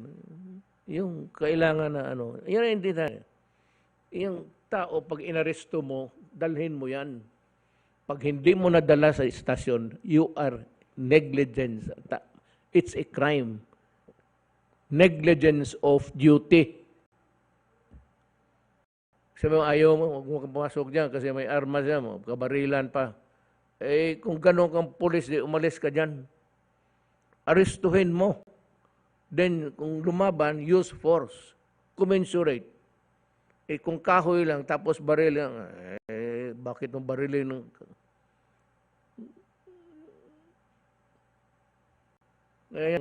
Yan ang New Year ko para maintindihan ng tao. Human rights, kayo sa baba. Try being the policeman. Hindi madali, tapos mademanda pa yung mga pulis. Marami dyan ang demanda sa So I'm helping them. Every military or police officer who is facing charges for a crime connected with the performance of his business, tinutulungan ko. Wala akong without exception. Kaya, pero kung may police, magpunta sa akin noon, mayor ako, magsabi siya na binugbog siya ng asawa niya na police, lasing pa. Pinupuntahan ko yung police, bugbugin ko yan sa harap ng asawa niya. Ganon ang kaya ko. Talagang, sabi ko, anong ginawa sa'yo? Sir, dito sinipa ako, mayor. Ano pa? Dito tinamaan ako suntok. Ano pa? Nakahiga ako, mayor, tinadyakan ako. Yan ang istorya. Ako naman, teka, putang ina mo. Sipa, suntok, abuti na rin. Di behave, pinaka-behave na pulis ang Davao. Totoo yan. Tanong mo yung pulis. Magdemanda ka. Siya magdemanda ka.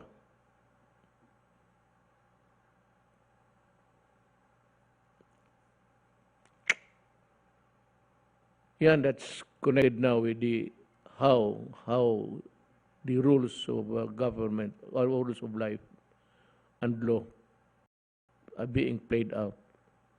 Yung barangay, pagka pinuntahan ka, sinabi, huwag kang lumabas. Huwag kang lumabas. Kasi pag lumabas ka, guyurin ka doon. Guyurin na siya, hatakin ka doon. And, yan. Pero yung pulis na abuso, Yan ang ayaw ko. Talaga, totoo yan. Ang pulis magpaputok. Minsan, Davao noon, brrrr. Saan yan? Tawang pulis. Saan yan? Sir, bandang ano yan? Punta ko doon. Puntahan ko yung pulis. Bakit ka nagpuputok? Marami dito. Sir, ano lang sir, celebrate. Happy-happy para putang ina. Halika. Bumaba ka dyan, bahay mo. Ito, birthday mo. Bugbugin. Bugbugation. Ito. Pero police nagtataho. Okay, matakot. Mismo pera ko ipuposta ko sa'yo. Kasi yan ang utos ko eh. Huwag kang matakot magtrabaho. Kung kita mo, your life is in danger, you proceed accordingly. Kasi may criminal yan sila na sa Police Academy. Ang hinahawakan ko noon, yung criminal law, criminal procedure, pati criminal evidence. Yun ang pero nung fiscal ako, nakikita ko na yung what's evolving at that time in my city. But because fiscal ako, I can only act if there is already a crime. Kung magdating sa amin for investigation. But hanggang dyan lang. Eh doon, mayor ka, you can preempt. Maghanap ka ng away. Ganyan ang mga mayor, pag nademanda yan sila, ganun kagaya sa polis. Sinabi ko lang, anong nangyari? Ganun sir, may police assistance tawag. Sige. Palamin mo lang kung bigyan kita abogado. So much for... Is there somebody in the panel? Wala kasi yan, doon nakalagay lang si Dr. John Wong. Is there somebody, si Ana Lim pati si Alejandria, may you have something also to add? Maybe for government to call all views to come up with a... So if anybody there, kasi pagkatapos ninyo, you may makauwi na ho kayo kasi ang maiwan kami na lang kay pahuli ko yung discussions dito. Alam mo kung bakit? Magkain kami. My last meal was 12:30 kanina. Medyo ang hangin, tumutog na yung bote. Ang lakas pa naman itong tiyan ko mag grrr. So, kung sino sa inyo may idagdag, we will suffer in hunger to solve a problem. So, I'd like to, kung meron pa kayo, kung wala na, I will limit myself dito na lang sa... Nandyan si... ito, importante ito. Makinig na lang tayo kay Secretary Lorenzana. We saw each other doon sa typhoon. Lahat ng areas na tinamaan, kinumpleto ko talaga. Araw-araw yang lipad ako to the nearest airport, then nagka-chopper ako. So I was all around Visayas. Mabisitahan ko talaga lahat. And because I've been mayor for 23 years, lahat ng devastation, sunog, landslide, ano ko na, kaya ito, nakakaawa talaga. So, ano pa kami dito, whether I can give the money or not. Kasi, I ask for, sabi ko, maghanap kayo ng 4 billion, bigay nyo sa akin. Kay every family, bigyan ko ng 5,000. Hindi naman naubos yung pera. Sabi ko, ganito yung sunog. in sunog, typhoon, flooding, the first thing that you should bring is water. Awan ko, ano yan, universal na nakita ko. Uhaw tapos pagkain to follow. Then, you provide the shelter. Lahat karamihan naman, walang shelter. Wala pa naman tayong shelter houses, may eskwelahan. Then, these school children will suffer for the days that they are not in school. Mga naman, walang matakbuhan. So, dyan sa eskwelahan. Mabutit na lang ngayon kasi may pero doon sa areas na pati eskwelahan, warak.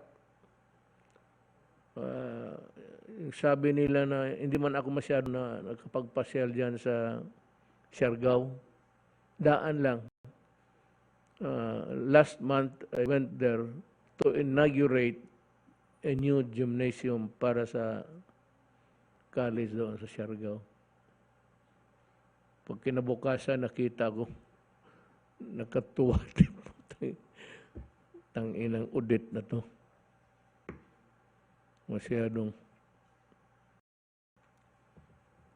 Yung devastation really is, but I have, I have learned how to nurture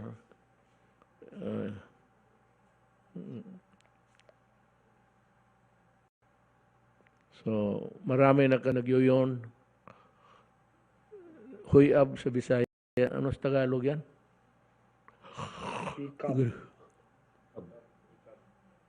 Marami na sa inyo, mga 3 na nakita ko. So, maybe, kung wala na kayong maraming salamat sa inyo. At, Del, mag-report ka? Yes, Mayor, yung lang, kunting report lang tungkol doon sa mga aktivitang armed forces sa mga nasalanta ng bagyo.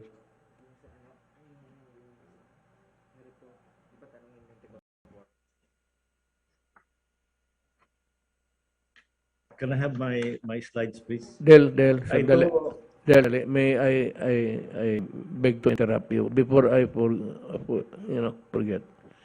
There are reports na maraming nakakalusot dyan sa airport mismo na identified as yung iba nagbabayad para makalukso.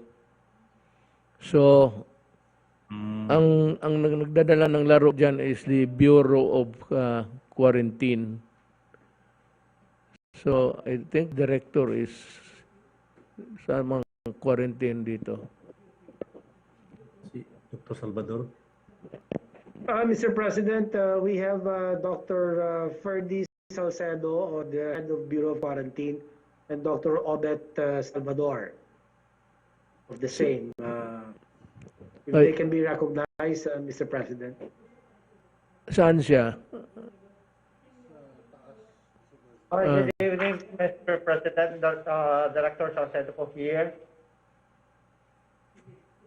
Regarding that issue, sir, the Bureau of Quarantine has investigated the staff of Bureau of Quarantine, and we have not seen such case, sir, among the staff of Bureau of Quarantine.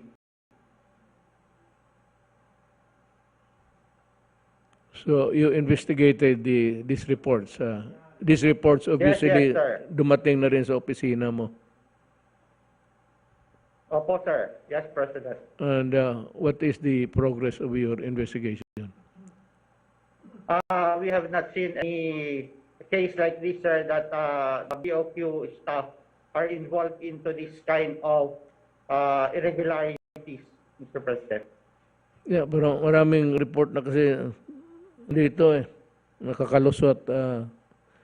So, anyway, you can conduct a report, and that to be independent of other. I will task the Secretary of Justice ng NBI na lang, sir. Mr. President, I have already discussed the matter with the NBI OIC chief this morning, and the DOJ has instructed the NBI to conduct a thorough investigation of these incidents, maybe starting all the way from the arrival area of in our international airports, all the way to the quarantine hotels, and even to the home quarantine, Mr. President. Alam Just mo, to hindi make sure. mahirap for a person who has an eye in that kind of situation. NBI na lang, paano mo lang, sundin mo lang yung camera, makikita mo naman eh. Then you can understand by, the body language. Pati kung may nang mag-report ng ipasa sa iyo yung NBI, National Bureau of Investigation. Meron na pong department order addressed to the NBI, Already. Mr. President. Yes. That's good. We issued it this morning, Mr. President. Thank you. Alam mo, mga kababayan, may cellphone man kayo, huwag ninyong tawagan yung pag may alam kayo. Kasi it gets messy later on. Maimbestiga gaya ni Chua. You put yourself in a bind, actually. Pag mahuli ka, masundan yung camera eh. And body language, makikita doon na I'm sure these things are very clear to them. Del, can we hear now Secretary Lorenzana? Yes, Mayor. Good evening, Mayor. Good evening, colleagues. Yes, sir. Kababayan, magandang gabi. Hindi pa ako nakadalo dyan, Mayor, dahil na-expose ako sa positive na COVID. 4 na tao sa bahay namin ang positive. Anyway, Mr. President, here are the activities of the armed forces. Take up the activities to support or to help the devastated areas by the typhoon. There are 7,493 soldiers deployed. Ito po yung naka-deploy ng mga sundalo natin sa regions 4B, 6, 7, 10, at saka 13. Next slide, please. Next slide. Ito naman po yung mga assets natin na naka-deploy din. 769 land transport, ito yung mga 6x6, 28 na air, C-130, C-295 at saka helicopters, at saka 27 naval assets, yung mga barko. Ang mission po ng mga ito ay to support the transportation requirements of those who are making the relief operations. Kasama na rito yung mga relief goods na galing sa NDRMC, DSWD, DOH, the city personnel, sa iba pa. Next slide, please. Next slide.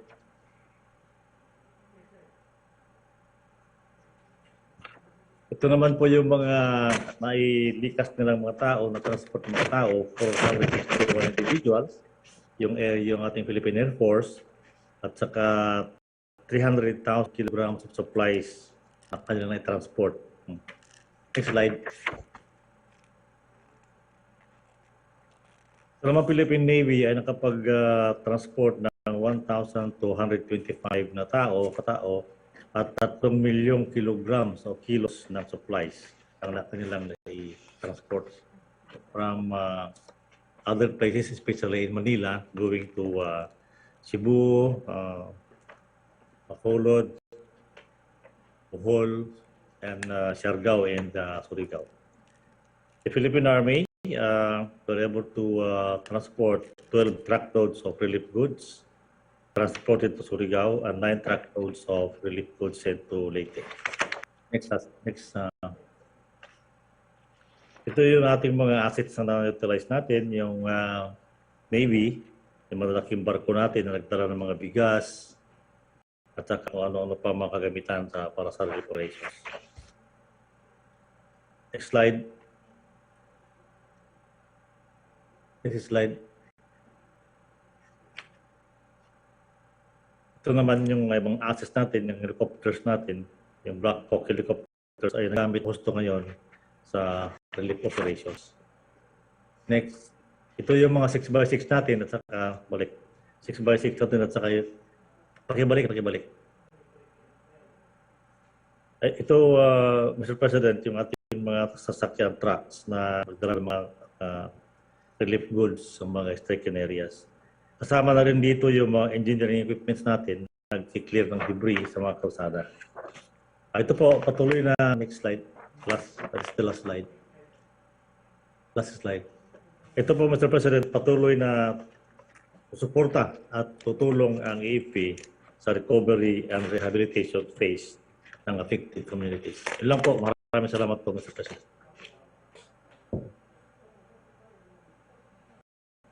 Thank you, Secretary Lorenza. Meron pa kung may dagdag? Yes, Mr. President. Mr. President, Secretary Duque. may dagdag ka po. Go ahead. I can see you. Go ahead. I can see you. Yes, sir. Secretary Duque here. I just want to respectfully remind Mr. President, there's another presentation coming from one of our experts, Dr. Edsel Salvania. He was invited to present and clarify a certain issue with regard to the use of a COVID-19 novel real-time PCR diagnostic test. It's a short presentation. He was requested by the Office of the President to make this clarification, Mr. President. May I ask that he be recognized, Dr. Edsel Salvania, Mr. President. Dr. Salvania, okay. We'd be happy to hear you. Yes, good. Good evening, Mr. President. Good evening to the members of the cabinet and my fellow advisors. Po. Can we have the first slide? Po? This will be a brief discussion. So there is this thing that's going around po na medyo nako-confuse kasi yung CDC daw na nag-withdraw ng RT-PCR and they're saying that the RT-PCRs are no longer valid. This is fake news po, Mr. President. Next slide, please. Next slide. Ayan. So yung winidraw po ng CDC is just one brand of test po. Yung brand of test that they produce. And sinabi naman po nila, they're retiring that test not because it falsely detects influenza or any other virus, but because they are focusing on other tests po. Wala po kinalaman yung ibang klaseng RT-PCR dito, and this only refers to one very specific test po. Next slide, please. And it did not fail. This test was not unreliable. The only reason they're removing it is because they have better tests na po and they have other tests that they want to focus on. Next slide, please. And so the confusion po kasi was that they have a new test that can also detect influenza aside from COVID po. Pero it doesn't. Yung old test po nila is really just for COVID and it does not become positive if there is the flu. Yun lang po kasi yung confusion point doon. Hindi po totoo that the influenza will give you a positive COVID test. That is fake news po. Next slide, please. And so, ang sabi rin po ng CDC, all the other tests that are on the market that are already FDA approved remain valid. And even the test that they withdrew is still valid. It does not become positive because of influenza. It only becomes positive if there is COVID po. So all the RT-PCR tests remain valid and there is no truth to the rumor that influenza will cause a positive COVID test po. Next slide. So there is actually a layman version of this, yung USA Today po. They did a fact check. The CDC is withdrawing its PCR COVID-19 test, but this is not because it confuses viruses. Next slide, please. And ito po yung sinabi nila, they are pointing to a particular article na medyo na mix up po niya yung the claim. The claim is that CDC withdraws use of PCR test, admits it can't distinguish between flu and COVID-19. This is false po. This was a misinterpretation by one newspaper. Next slide, please. So, ang nangyari po is, as has been shown, they removed the test because they're replacing it with a different test. And it does not invalidate any PCR tests po for COVID-19. Next slide, please. So, it does not confuse COVID-19 and the flu. Our tests na RT-PCR po are very specific for COVID. There are tests that can test for both COVID and the flu, but a COVID will not make a positive flu test and the flu will not make a positive COVID test po. They are separate and they do what they are designed to do. So nonsense po yung sinabi nung article na yon ng Gateway Pundit, which is they misunderstood the CDC announcement po. Hindi po talaga pwedeng mag-positive ang COVID test sa influenza because it does not have the correct genetic material to make the test positive po. Next slide, please. So the statement of USA Today is fake news po talaga na yung CDC withdrew the use of the PCR test because it had problems distinguishing between flu and COVID. It's withdrawing the test because there are already a lot of other tests available and it's upgrading its own test po. Next slide. So in summary, yung RT-PCR po, lahat po ng RT-PCR natin for COVID, it remains the gold standard for COVID diagnosis. The flu will not cause a false positive COVID-19 RT-PCR, and CDC is just withdrawing one brand of test. And it's not because it's useless, it's because it wants to replace it with another test, and also there are other tests on the market. And even that test that they're withdrawing, it still works against COVID. So all FDA-cleared kits remain valid for COVID-19 diagnosis, and we can be assured po that our RT-PCRs are reliable and they will not confuse COVID with the flu. Thank you, Mr. President. Salamat po. Time to really call for, we have to eat, and for the guys in the panel, you are invited to go home. Kung tapos naman, kasi mag-discussion sila, kami-kami na lang dito, because mawala kayo, because may mga slides rin sila. But if you want to just sit there and stare, and look at each other, maybe to brighten our day for us. We are facing people who are concerned with the problems of humanity. Thank you very much.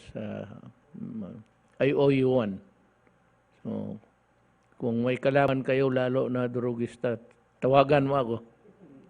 At yung pulis na Suwail, yan, ayaw ko rin yan. It breaks the, I don't know, but these are kind of police. I cannot understand why they should be violating the law.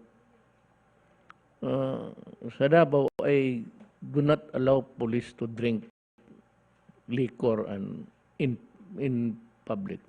Baski hindi na kayo uniforme. Sabi ko, doon na lang kayo sa bahay ninyo mag-inuman. Not in public. Pangit tignan kasi kilala yung mga pulis. Tapos nandyan yung buti, nakapatong na yung beer na naubos. Ay, nako. That's bad. Pero mababait ng pulis ko sa Davao. Disciplined. It's not because they're afraid of me, but they are disciplined. Maybe initially noon, but along the way, they have developed this paradigm of how to serve the people. Yun lang ho.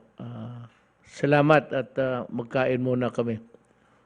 But if you are nearby and you want to partake of simple lang na pagkain, it's one ulam and one rice and soup. Sarap dito. Oo. Buong note mo nga sila bang I think that I can invite you for dinner one of these days. Tayo ba would constitute the prohibited crowd? Hindi naman siguro. May malaking, ito malaki man to. Magkain tayo. I will give you a opportunity to taste what isang ulam lang talaga, isang kanin, pati sabaw. That's it. Walang steak dito kay magalit yung tao. Pera nila nakain. So, hanggang dyan lang ako. Pero, we'll take i-screenshot mo bang? One time we'll have dinner here in my office dito. Malaki mang building dito. Can eat here or on the other. Yun, medyo carpeted yun. Sa taas nito. Mamili lang kayo kung anong gusto niyo. Maybe you can, I'll give you a tour of before I go because baka you never know who will win. Then we would be deprived again to see how our money is being put to operation here in this these people. Kaya inimita ko kayo na magbisita dito and I will give you personally a tour. Pero ako, hindi pa ako nakatulog dito at hindi ko pa napasyalan lahat.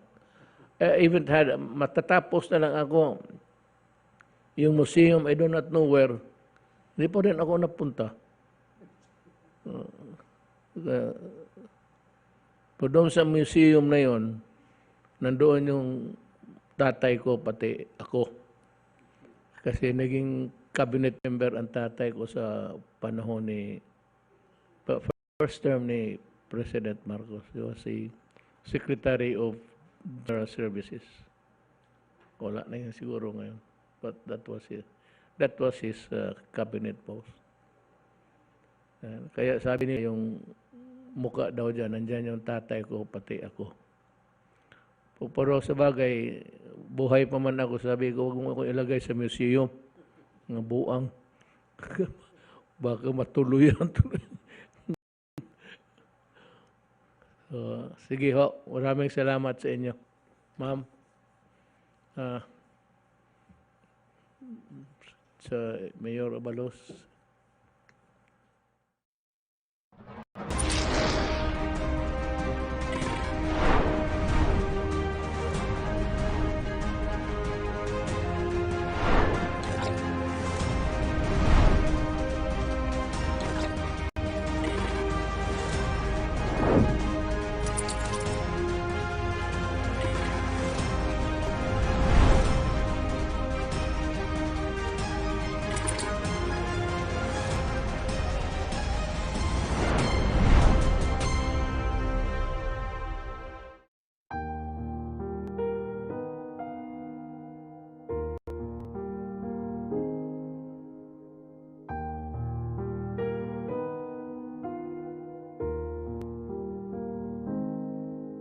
Salamat sa panahong binibigay.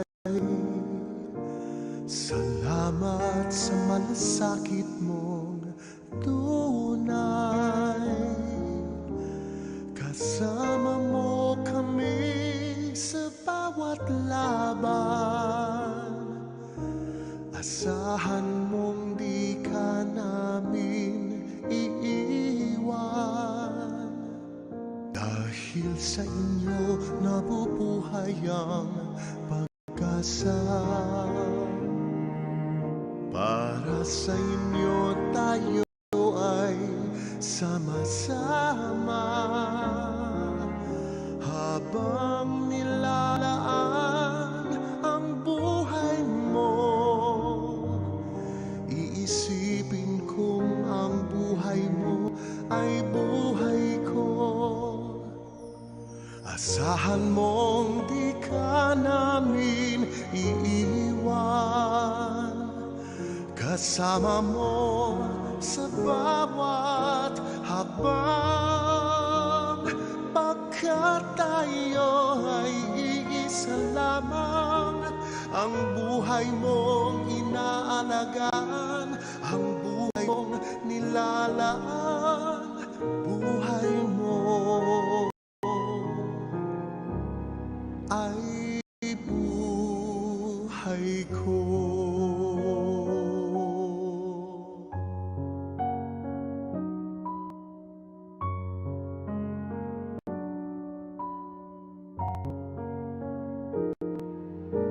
Dahil sa inyo nabubuhay ang pag-asa, para sa inyo tayo ay sama-sama. Habang nilalaan ang buhay mo, iisipin ko ng buhay mo ay buhay ko. Asahan mong di ka namin iiwan, kasama mo sa bawat hakbang, pagkat tayo ay iisa lamang. Ang buhay mong inaalagaan, ang buhay mong nilalaan, buhay mo ay buhay ko.